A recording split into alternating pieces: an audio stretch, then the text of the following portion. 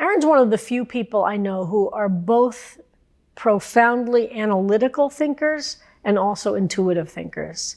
Aaron's ability to have a sense that's a gut sense that isn't empirical, it isn't based on data of what the right thing is or where the next step is really deep in him. He really has this intuitive sense that defies conventional wisdom. And I learned a lot from that and grew it myself in his presence. And he's also an analytical thinker. He's able to really take apart a problem and think it through and piece out what the issues are and try and solve a problem. That combination is pretty rare, that to be both an analytical thinker and an intuitive thinker. And I'd say it was pretty awesome to be around that all the time. And we spent a lot of time together. There weren't a lot of us. There were 3 of us who worked on staff.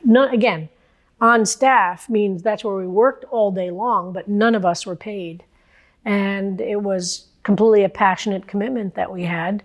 And it was energized every day by these deep, and it was kind of like being for somebody who's a nerd, to be able to be around other nerds after college, where you're not just sitting around in a college setting, but being able to talk about big ideas and the meaning of life and Judaism and what kind of Jews we wanted to be and vegetarianism and how to live a life that really expresses our full intentions. It was spectacular.